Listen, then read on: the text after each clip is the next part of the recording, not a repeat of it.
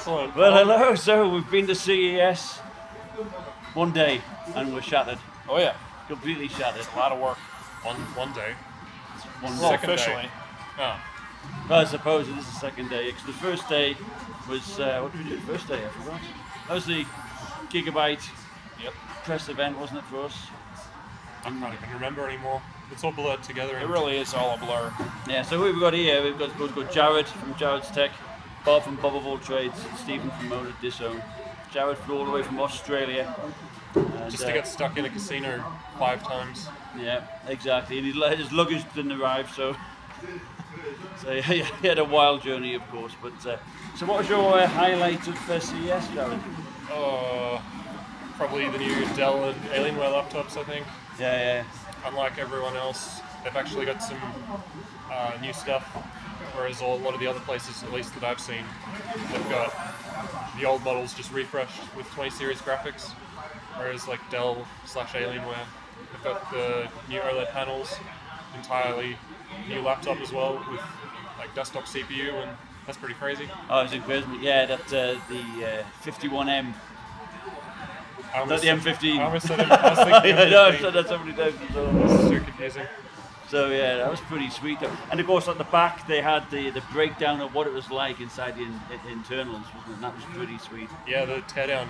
I guess that's something Alienware always does, because when I was at PAX in Australia, they did the same thing with it was the M15, and I thought it was a nice way of like showing visually what's actually inside it. Whereas a lot of the other places they seem really guarded about it, like, oh, we don't want you to open it, we don't want you to touch it, don't even look at it. And they've just got it all up in bits. Well, I think if they show a teardown of an Alienware, people are going to look at it and be like, oh, I'm not taking that apart. Too right, yeah, exactly. Yeah. Someone did ask about upgradability while I was there. I overheard them talking, and the guy that worked there said, yeah, it is sort of challenging to actually get to the components. If you don't know what you're doing, you probably just want to send it in and get us to upgrade it. Yeah, I can imagine that. Now, is the 2018 now, is it MXM based? I couldn't tell. Not MXM, but it is replaceable. It's very proprietary, if I recall correctly. Yep. They're using their own custom solution. They're not using MXM. But I asked them about the upgradability, because I said, people have done this in the past. Are you actually going to follow through and support this, or are you just going to abandon it after a year? And they said it took a lot of development work to get it working. So presumably they would actually want to, push through with it. Yep. But I feel like to some degree it depends on like NVIDIA and stuff as well, because like say they come out with the 30 series or whatever, like no one knows what the power requirements or how much heat that's going to generate. What if it's completely different and then the laptop's not prepared for it? Yeah, for sure. And of course it comes with 2 power bricks. Yes. This could be rather very portable. This is a serious machine though. I mean, this is not for many people, but those that want it know it already. It's a pretty serious device. It's one of the better looking laptops there. But I also thought the G series was fantastic. In particular, actually the G5 and G7. I have to have the G7. Yeah. I never thought I would say that. I know, right? It looks so good. All metal build. Yeah. They slimmed it down to what 19mm, something like that. It's incredible. I didn't see how thin it was, but I did notice it was thinner straight away. Oh, I was like, wow, that's good. It looked much better. Thin bezels, webcam still up at top. You can get a 15-inch OLED display with that, or the 144 Hz Full HD. I mean, that's a dream come true. Yeah, no, exactly. Port placements in the back for half of it. Thunderbolt 3 still there. 2 different batteries, 60 watt, 90 watt. I could go on. I mean, I think I think that's going to be the value option. People are going to go for that. G5 also had a special version, didn't they? Yeah, special edition. The Alpine white one. Yeah, with the see-through bottom. Oh, it's like a plastic plexiglass bottom piece. Yeah. You can see the blue anodized heatsink. It's cool. That looked nice. It's dorky, but it's cool. At first I thought it was glass, and then I was like, wait, if that was glass, instant you put that down, it's gone. So it's not glass. Yeah, no, but it looks nice though. Yep, yeah. It does look good. And there was a G3, but they didn't have a G3 on display, did they? I didn't see a G3. I didn't see one, yeah. No, they're going to continue to use their current solution, and they don't know what they're going to do beyond that. They said they still want to be able to cater to that $800 crowd. So, yeah, exactly. To be honest, I completely forgot about the G3 while I was there. There's Did so you? much cool stuff to look at. I mean, that's right, exactly. Dell surprised me. I was not expecting anything, and I went in there with my jaw hitting the floor. Yeah, it was awesome. Packed. It was packed. Linus was there. It was everyone was. He took up half the room with his cameras and stuff, but that was always good. Now you spend a lot of time with MSI, of course. And what was your thought of their new laptops? GS75 you spent a bit of time with? Yeah, so most of their laptops are just the older versions, but with new graphics essentially. I think with some of them, like the GS65, they have updated the cooling, so hopefully it's ready for the RTX cards, but I guess we'll see when we get them. But yeah, most of the time with the GS75, because that's the new one. And it just seems like a bigger GS65. Yeah, it does. I saw on the GS65 they increased the trackpad size. Yeah, a little wider. It was wider. That was nice. Everyone seems to be going wider. There were a couple of others I noticed that had the wider one as well. I can't remember right now, but there were some Was it from the other Prestige companies. series? Some of those, I think, No, may have had. this wasn't MSI at all. It was someone else, and I thought, oh, maybe this is a new trend. Yeah. Now another trend with trackpads. What was that one we saw? Was it an Asus on the Intel section where the trackpad was actually a second display where you could drag down? Oh, Is it the Yes. ZenBook? I think it was the Zenbook? ZenBook. Yeah. Yeah, I've seen That pictures is of it. neat. It looks It was, interesting. it was nice, yeah. It was good for content creators. In fact, there's not many Asus laptops around, was there? They didn't have a booth. They were very. Yeah, I haven't found them. We couldn't find them. Yeah, People have been asking me to go and look at the new like Zephyrus and stuff, and yeah. couldn't I find it. can't find them at all. Yeah, so to put it to this is our first time at CES, and it was rather strange because there was a lot of private type of parties, as it were, or press we couldn't event get type into things. We Lenovo. couldn't get in. Got to have the connections. Yeah, exactly. We had no connection. Others probably couldn't have got into Gigabyte, which is something we could do. So I'd Yes. rather it just be open, but whatever. 6 Yeah. of one, half a dozen of another. Yeah. Now Gigabyte were very good to us. Absolutely. And they had some interesting laptops. I did particularly like the Aorus 15 they got there, again slim bezel. Yeah, that was quite nice. 2060 in it.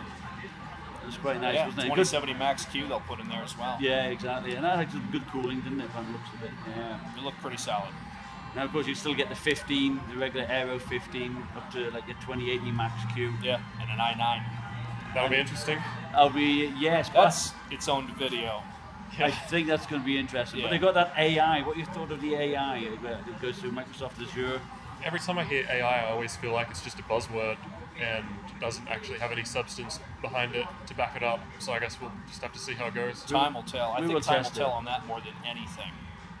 But I also think what you were saying about the security stuff, that was the first thing I thought of.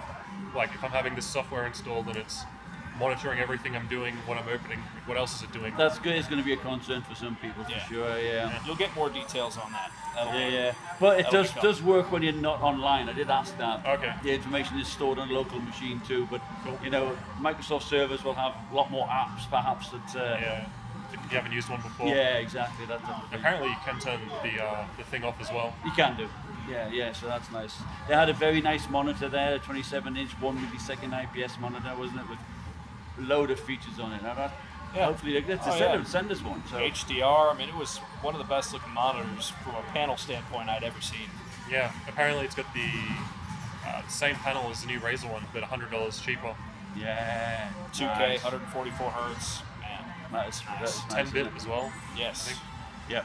Yeah, noise I think it's cancelling. an HDR standard, right? I think that's how it's supposed to be. Yeah, FreeSync. HDR 400, rather than all the other monitors that claim HDR and then they don't actually have any standard Right. tied with it. And we went to the Razer booth. That was pretty sweet. I mean, I do love that Mercury White edition they've got. They've got no idea when that's going to come out yet, do they? The one we saw had a 2060 in, and it was running Battlefield 5 for about 10 hours. And we measured the temperatures on the chassis itself, and it was pretty good. It wasn't too bad. It's like mid-40s around the middle of the keyboard. It was in the upper 20s on the WASD Yeah, side. yeah. Well, of course, it sucks air in through the keyboard, Right. and it's nice. Those areas are nice and cool. How well did it play though? I played it. Did Very you- good. It was not bad. With RTX on? No. Oh. Okay. No. Yeah. But no, what did it get? Like, it was all Ultra, 2060, Battlefield 5 campaign, which is a little bit more strenuous from a graphics standpoint. It was still getting around like 78 to 85 FPS on Ultra. Yeah, Oh, that's I could okay see then. that. It's not bad. That's probably 1070 territory, or maybe a little lick above it. So Nice. All right. And that was quite a good little booth, yeah. But they didn't have, they had the stealth there, didn't they?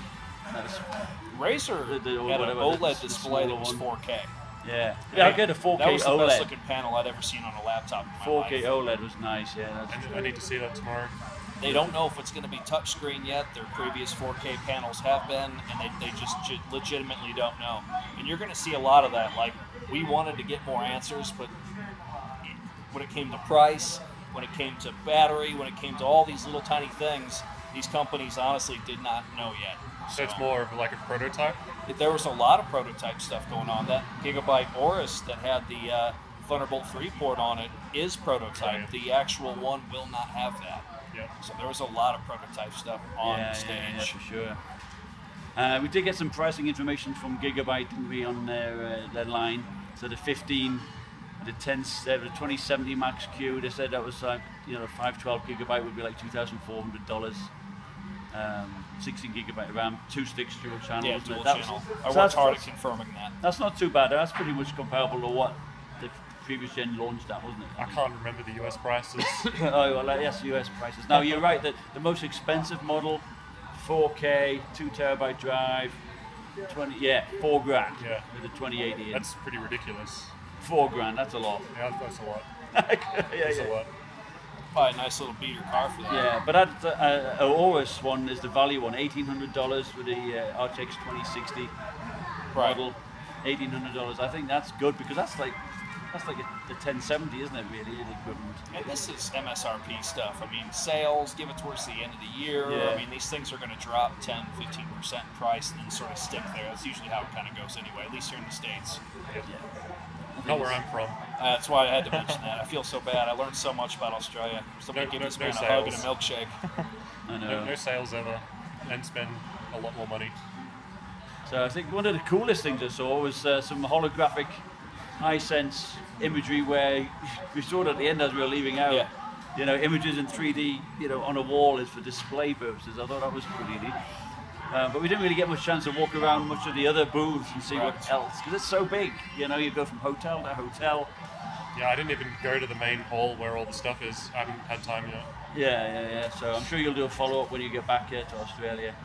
But certainly laptop-wise, I think the Dell G7 and G5 would seem to be my favorite ones. I can't believe I'm hearing that, but yeah, I really can't. I know, right?